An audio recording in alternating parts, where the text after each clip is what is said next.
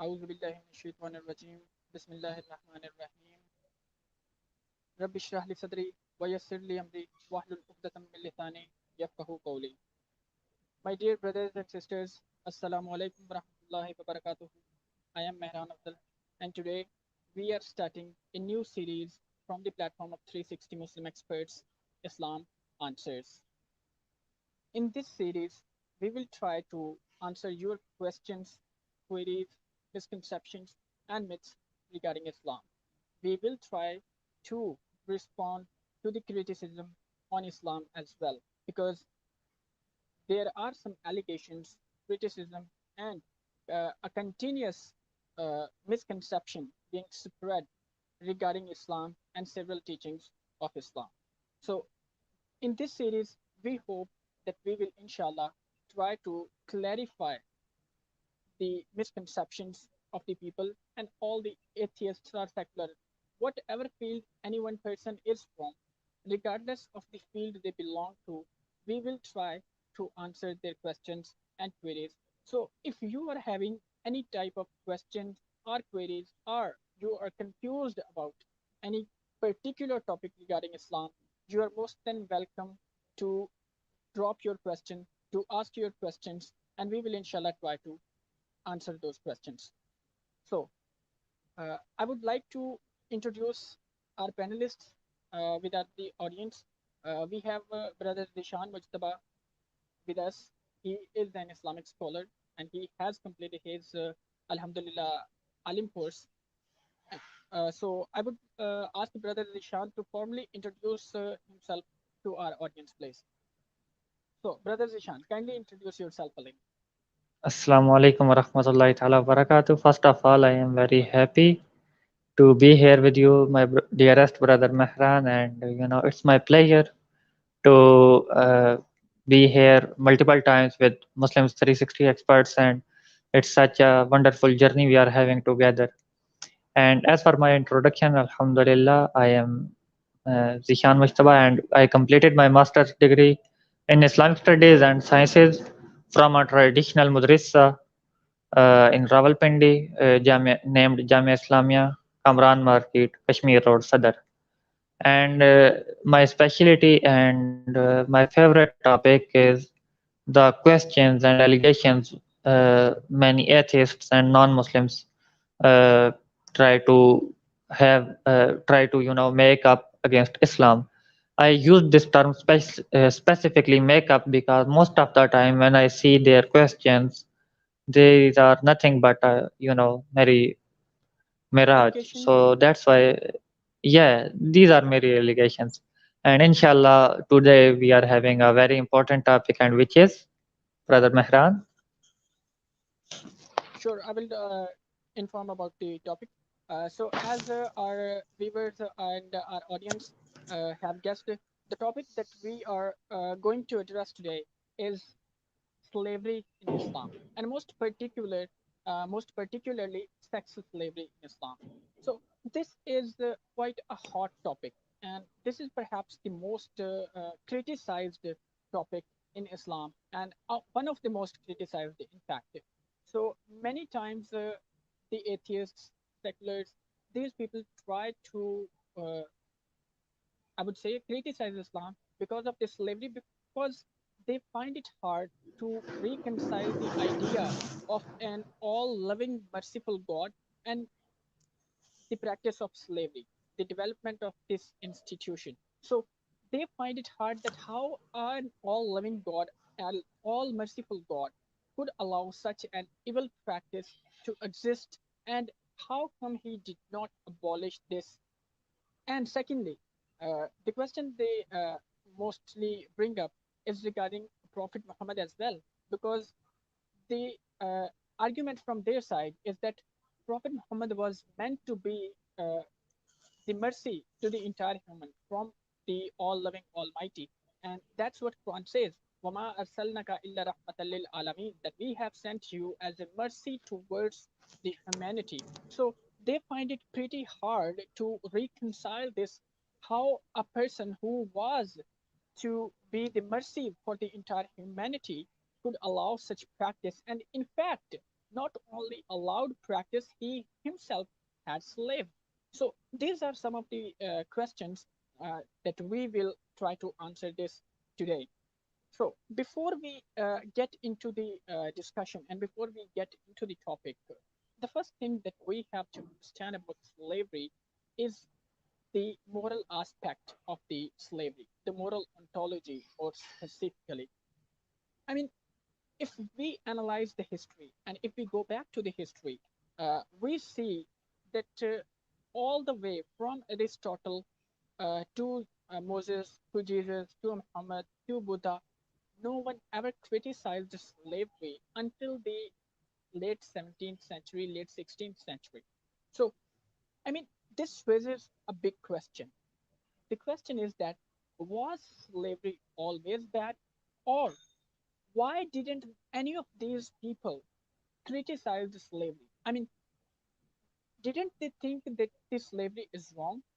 Or the people of the 21st century, we people, are more moral conscious than all these peoples, all these humanists, all these prophets and peace preachers of the past? So this is pretty hard question to answer, because when we are talking about slavery, we have to understand that we cannot generalize our assumptions that slavery was like this, slavery was like that. I mean, it's pretty hard to make distinctions between slavery of different forms. Now, before I talk about the problem of defining slavery, I would like to introduce a little bit the concept of this notion that slavery brings. Now, whenever we use the word slavery, the picture that we get in our mind is that of oppression, people being chained, forced labor, and people being punished severely for nothing but just for being a slave. So, this is the perception that we have regarding slavery. And I think this perception is actually, I would say, shaped and it's formed because of the Western slavery. Now, the Western Yes, slavery is, that's very big point, my brother. You raised, and I also wanted to address this because all the great personalities you mentioned from our history, human history, all the great teachers, they were great in their own fields, and many prophets you also mentioned. You will see all of them. They were having this struggle in common that they did uh, try to speak up against evil, against oppression in one way or another, and some even faced severe consequences for it. So the Western slavery. When we talk about it specifically, we are having the example of Congo and so many other examples that they really treated slaves worse than their own animals. Slaves exactly, were not having the rights of the animals. They were chopping off their hands off only for the rubber plantation and all the stuff.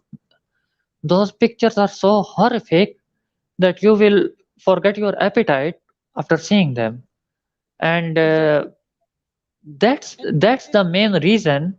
That's the main reason which may which started a volcano of uprising from this lower nation. I say lower nation, no, lower caste, because in our human society we are always having several levels.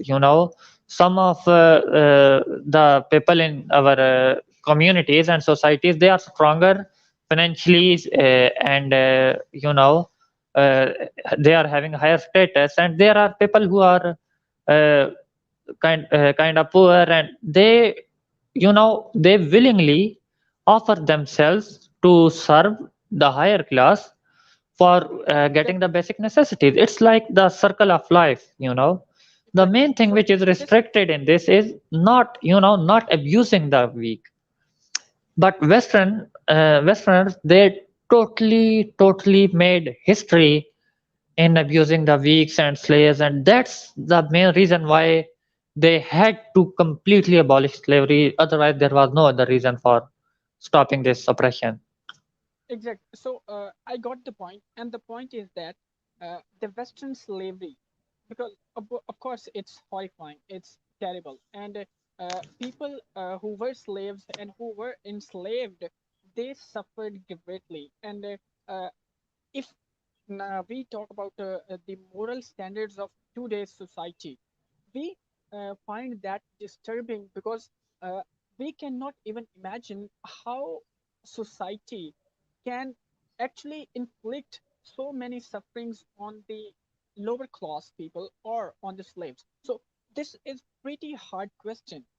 Now the thing is that when we say about are we more moral conscious than all the prophets, preachers, and all the humanists of the past, we might find the answer that no, we are more morally conscious, but we have to rethink the definition of this slavery that we have today.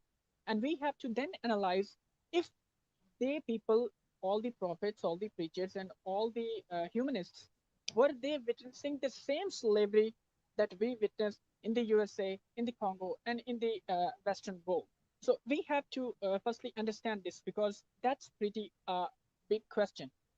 Now, let's come to the problem of defining slavery.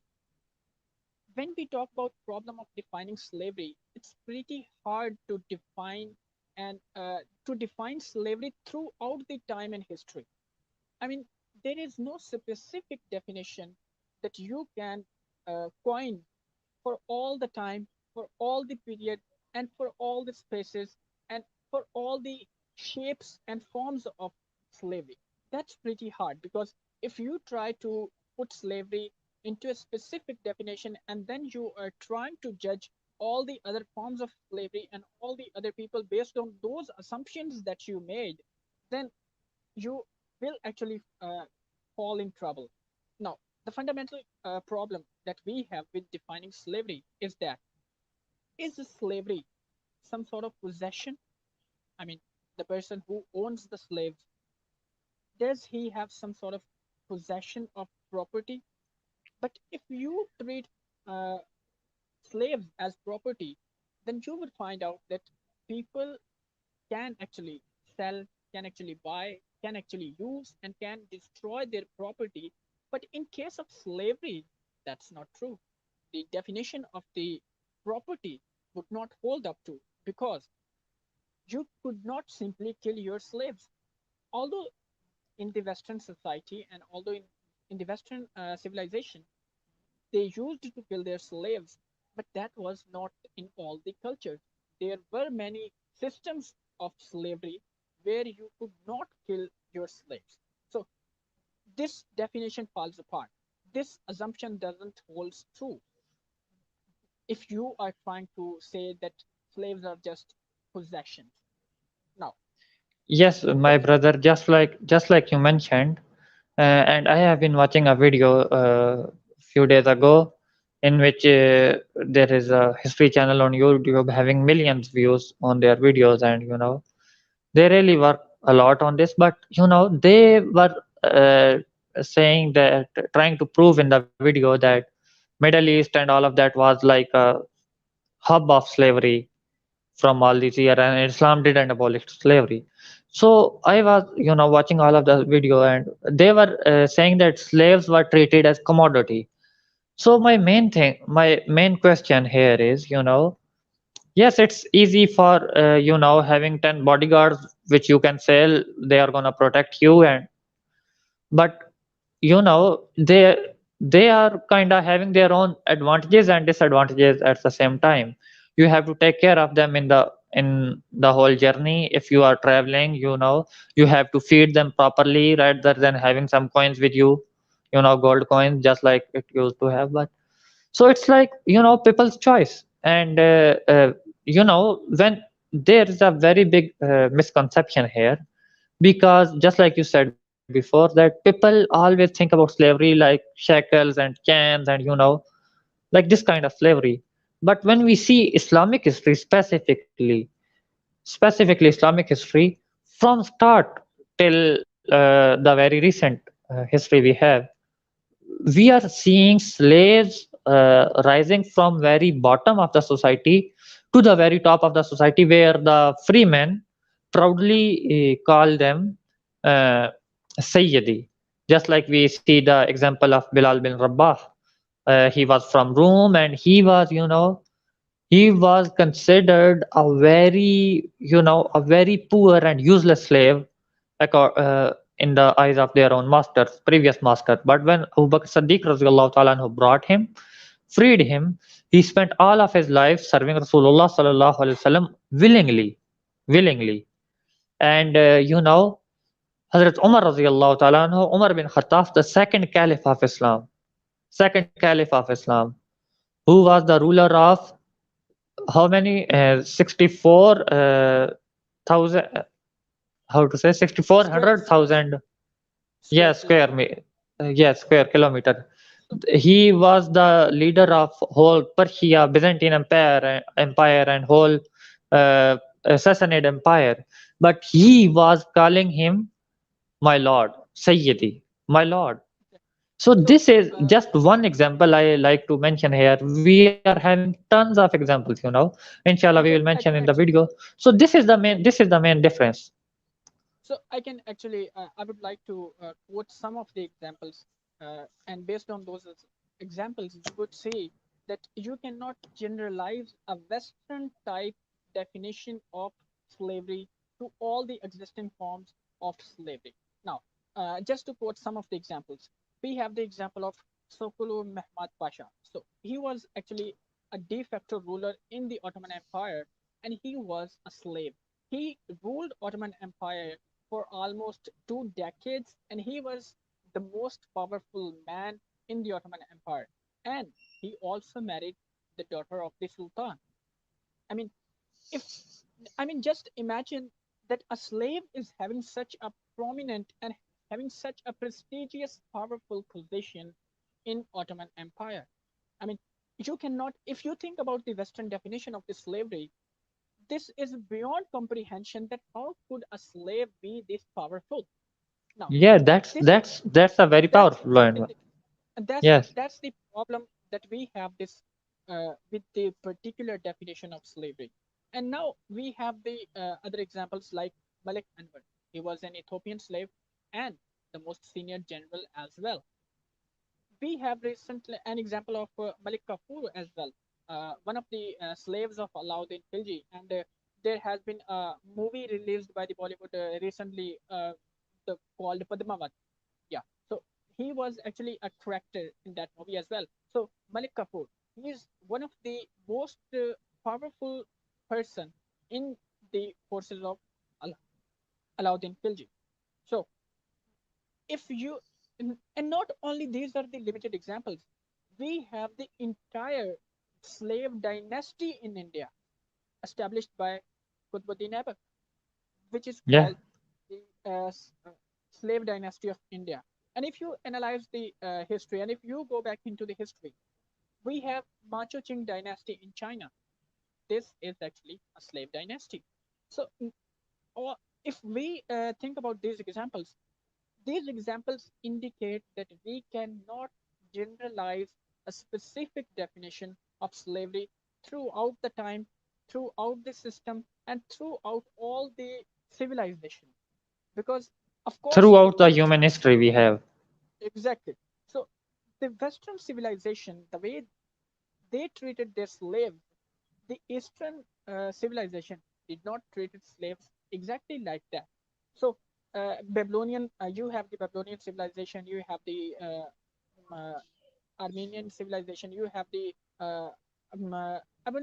there are several civilization, Egyptian civilization, Armenian civilization, Babylonian civilization, all these civilizations. Now, if you go back into the history and you try to study the existing systems of slavery in those civilizations, you would find out that they did not treat their slaves exactly like the Western state. So, in many systems, slave had much more rights. In many systems, slave has some sort of privilege, prestige that were associated to the slaves. So, this makes us rethink of our assumptions for the definition of slavery.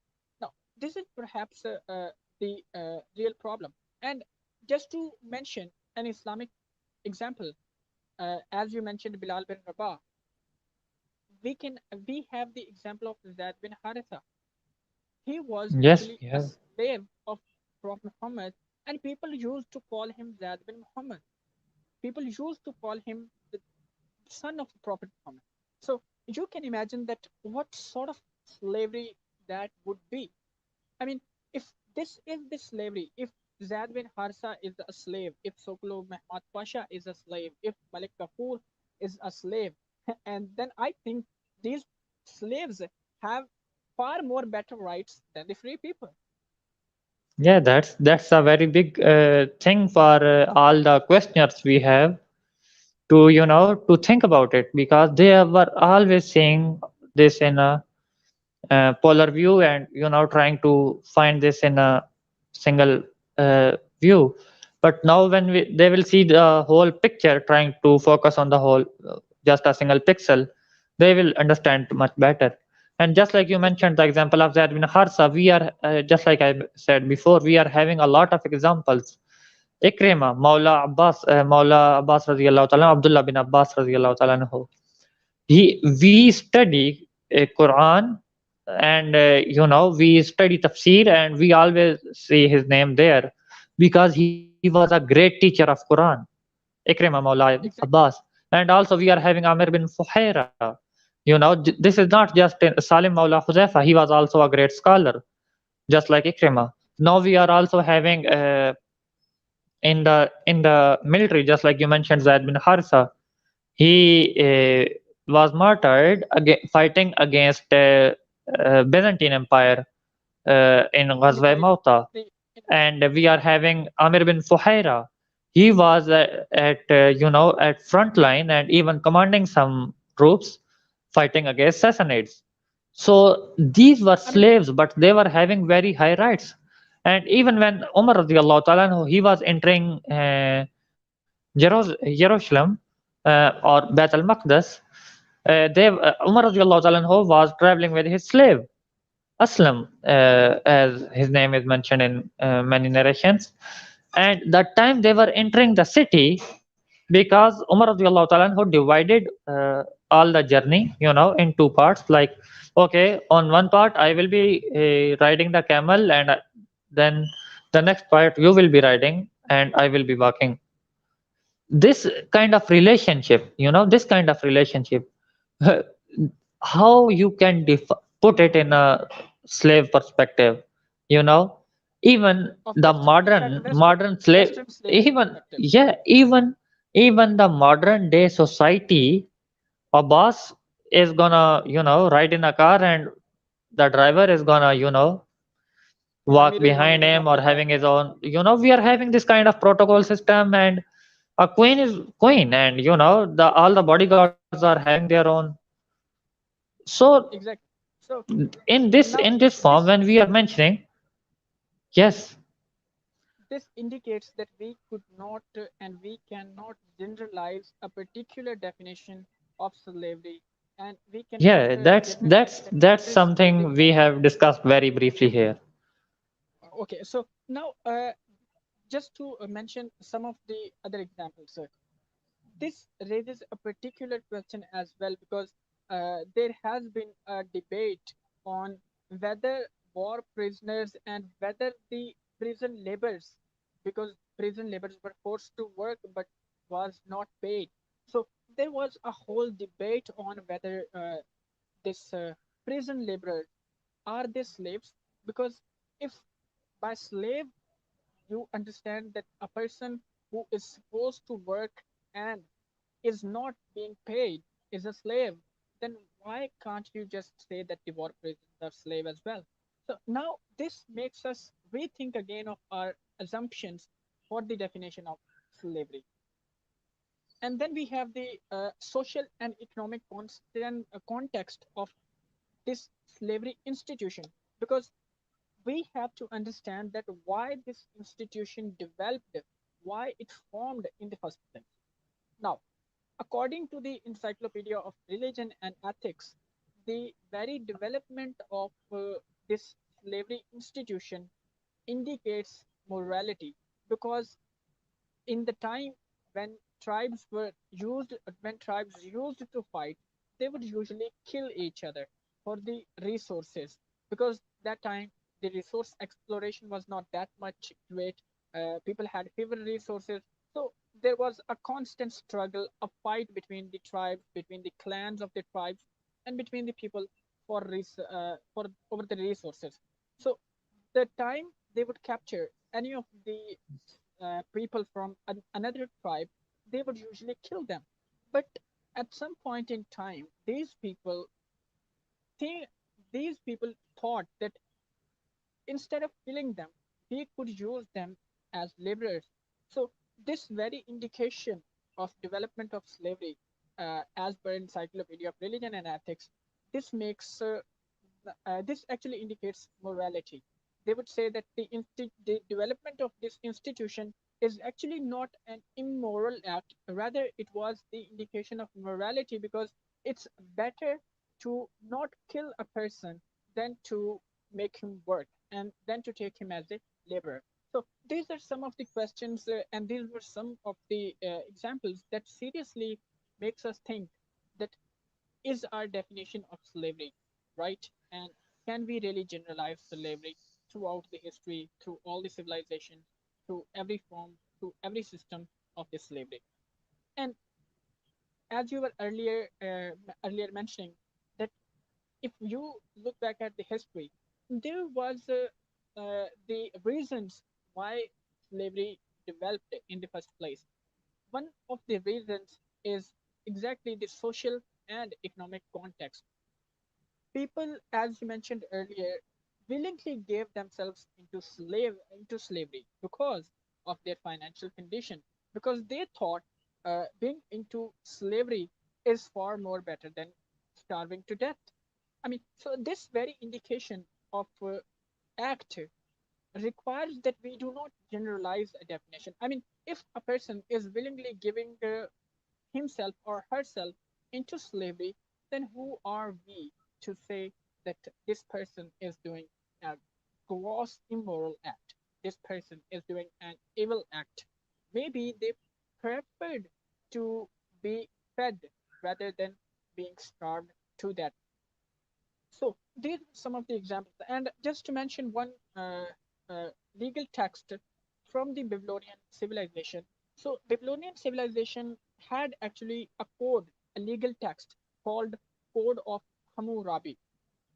It was a legal text in the year 755 to 750 BC before Christ that mentioned and that allowed that husbands could give their wives and children into slavery for a term of 3 years, which means that if a person is in debt and if a person could not afford to pay that debt, he is actually allowed to give his wife or his children into slavery for the ransom, for the payment of that debt. Now, this makes us uh, think that maybe that was the legal, maybe that was the social, or maybe that was the economic reasons that formed this institution of slavery. Although every one of us knows that slavery is an evil act, yes, slavery is wrong because no one of us would like to be enslaved. But before we generalize that since we don't like being enslaved, therefore all the people who were enslaved in the past were immoral, were immoral people, and the people taking them into slavery were immoral as well. So we cannot simply generalize this. We have to understand this. I think it's enough that we have discussed the problem of defining slavery.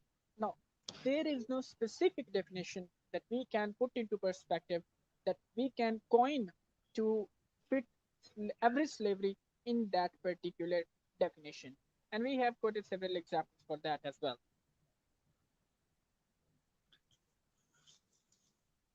I think my brother Mehran kinda, he's trying to summarize all the history of humanity, especially regarding slavery, and trying to I was when I was sitting here, I was thinking like I was planning to just discuss slavery in Islam and kind of thing, but here we No, no, opened all of this, and actually, I am so delighted, and I am thinking we may have to make another episode on this issue because of the uh, time. actually, before we would surely take Islamic perspective, and we would surely take Islamic perspective regarding slavery. But before that, I actually try to make a foundation that we have to build in order to summarize the uh, complexity of the issue. It's not as simple as that, that you come here and say, well, slavery is a bad thing, and there is no reason, there was no reason in the past for the development of this institution, and all the people who had slaves and who were enslaved, and all the people who gave themselves into slavery, everyone was wrong. So the point that I'm trying to make here is that it's far beyond that. It's much more complicated. You have to understand the social context. You have to understand the economic context. You have to go back into the history. You have actually to put yourself into the shoes of those people living in the past, and then you have to reach a reasonable conclusion. Because if you are trying to analyze history through a modern lens, that would raise problems. I mean, the fundamental problem that we have today is that we are 21st century humans. We have certainly moral standards that were not fit into the past. And of course, the people of the past, they had certain moral standards that we did not have and that we Now, find immoral now. So this is the problem that we are facing today. And one of the approaches that I actually like to suggest is that never ever analyze history through a modern lens, because you will end up making false conclusions. yes, Yes, my please. brother, actually, now I like to conclude something that now when we are talking about slavery and humanity, and trying to understand all of this, and we are more moral than the past. Now when we are talking about Islam, specifically, then we believe that this is all of this Islam and all of its codes and ethics and Quran and ahadith, they are non recited wahi, non recited revelation. All of this is from Allah. So when we say this, then as if say that how Allah Almighty permitted slavery. So now we kind of try to uh, explain very well, you did very well, that why slavery is kind of social need in some cases. Now my point here is what kind of slavery we have today. Let's say we ended the name of slavery, no one's gonna call someone that, oh, you are my slave, only because they are their junior. But yes, we are having certain kind of conditions where you are not allowed to do various things. Now let me give you a particular example. Let's say I am a free man, but when I am joining my military, Pak army, then I will have to follow a code, and I will have to do certain things and not do certain things, even though it's my personal right, just like it's my personal right to contact with anyone and talk to anyone. But for security reasons, mm, I will not have to I will not be allowed to talk to certain people, because of security reasons, etc., etc. This is just one example. So we are having this kind of bonds. Now when we are having someone, and people, just like you mentioned before, that people willingly giving themselves in slavery just because of financial needs. If someone is, people love to be laborers in uh, Middle East or there, and there they are not allowed to buy property. There they can't own any businesses. If they want to have a business, they must have it on the name of some Arab or kafil, and there's whole laws there and a lot of stuff there, which is So very difficult and so which the is point here against the is basic human rights. but we are still having it in Exactly. this society. So So will you call them the slaves? No, no one's calling them their slaves, you know. So exactly. this So is this something I want to add. exactly. Another So thing I want to, yes. the issue that you are actually discussing is that of modern slavery, because if you analyze, we are nothing more but modern slaves. Now, we certainly do have some better rights than the slaves of the past, but still, as many philosophers, as many rationalists, and as many thinkers say, it's modern day slavery. Slavery just has evolved, it has not been abolished. So, this is what they say. And now I like to ask another thing here that when we are talking about Islam and its eternal code, and now just like I think I talked to you before about this, that there were only two ways of having or owning a slave according to Islam. You can't just go and abduct someone, capture someone, and make them your slave. No, it's not allowed in Islam. Hazrat Umar radiallahu ta'ala anhu mentioned, it's from him, it's narrated from him that how you make someone your slave when their mothers uh, Give them born birth them. free. Yes, yes, yes. Sorry for my broken English. So this is That's something okay. we are having in a very start of Islam, So, and there. before we exact, brother, before we get into the Islamic perspective, firstly, I would just like to uh, make a comparative religious approach on the treatment of slaves. Now, if we analyze and if we study Bible, then the type of behavior and the type of attitude that Bible encourages to have with your slaves is quite different than the Quranic perspective. Now, just to mention some of the Bible's references here, we have some gross evil inflicting and suffering inflicting verses from the Bible. So, just to share uh, here, I would share the screen here, where we would try to bring some of the Bible verses and try to say that what type of behavior Bible allows to have with your slave.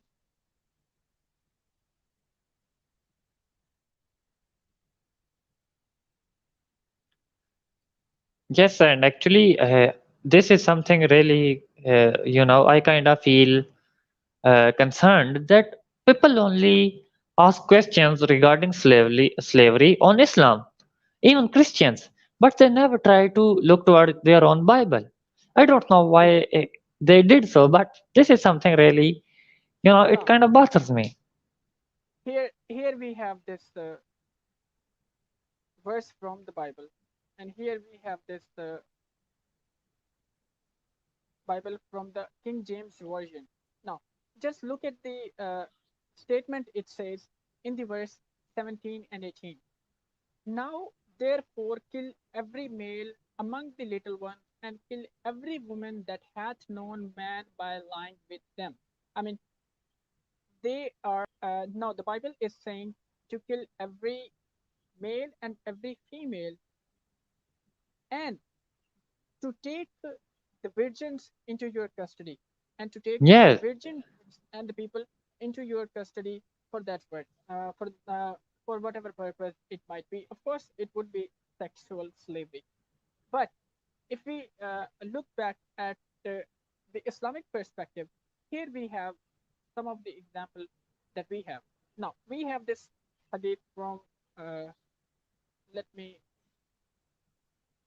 give you the reference here from Islamic perspective. I would also like to give reference of various hadiths and different Quranic ayahs that actually instruct certain type of behavior that you have to treat your slaves in certain way. So this was one of the examples from the Bible, chapter the book of Numbers, chapter 31, verse number 17 and 18, that says to treat your slaves this way. Now, this is we are not saying that the Bible is wrong, and we are not saying that these are the teachings of the Jesus, peace be upon him. No, we are not saying that. But the problem here is that having this sort of verses where you think that these are the divine commands can actually lead you to the tyranny, to the oppression, and you would end up inflicting sufferings upon the people, and that's what we witnessed in the Western world. Yeah, and now when we are seeing, we can see several examples of such stuff from the Bible. But when we are seeing Islam, then just like I mentioned before, that there are only two ways of having a slave in Islam. One is by buying them, from someone else, and the second way is prisoner of war. And this prisoner of war concept, it's kind of, uh, very important to understand, because on that time, just like you mentioned before, that there was not a system or structure of keeping the prisoners of war, in enclosed environment, having a proper jail system and all of that stuff.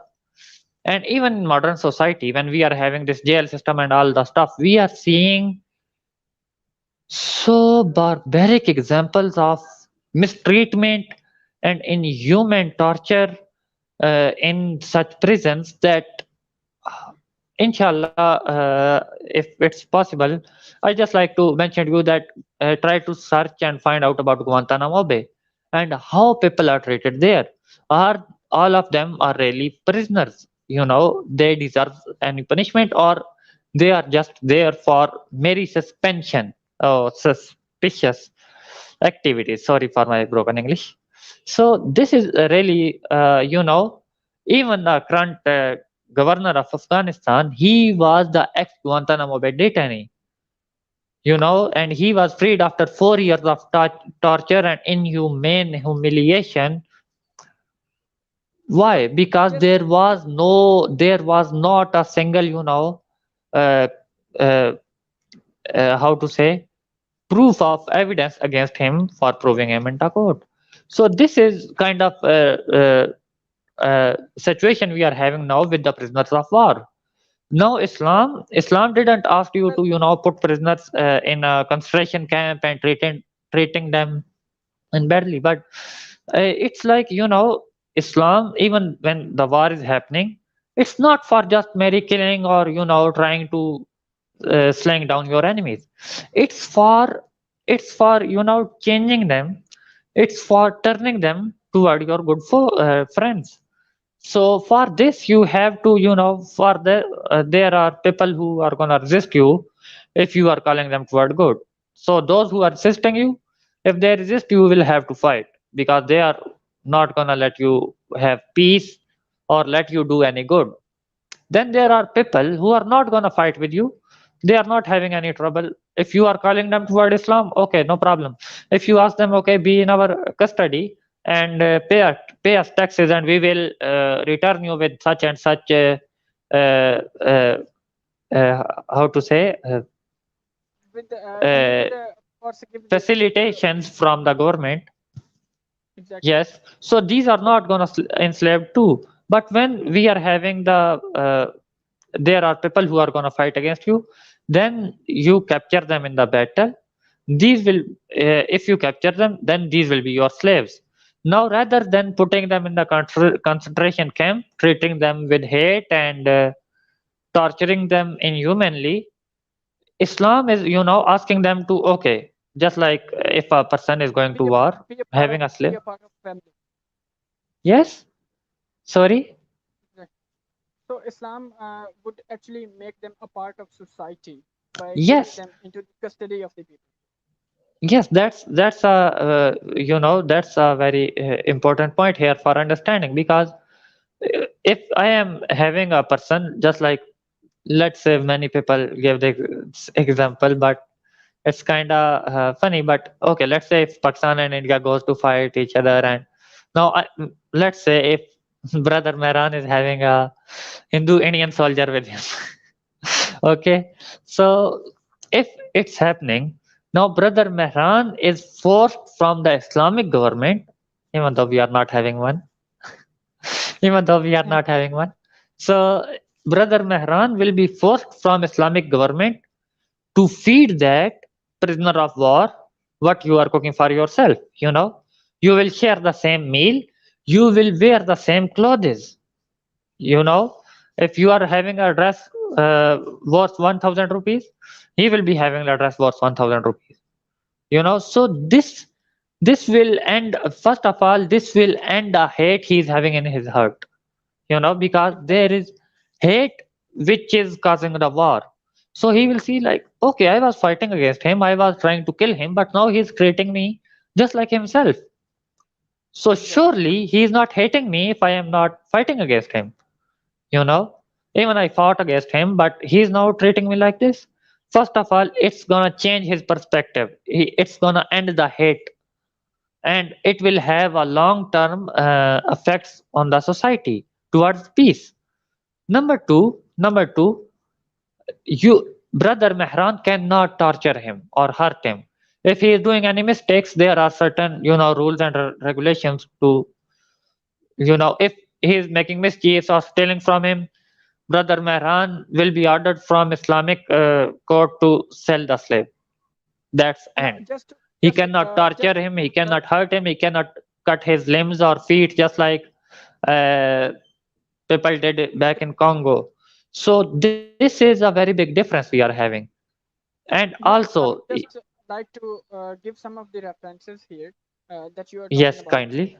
regarding the Islamic treatment. What type of treatment Islam encourages to have with your slave? Now, just to share some of the hadiths here. So we have a hadith from Abu Dawood.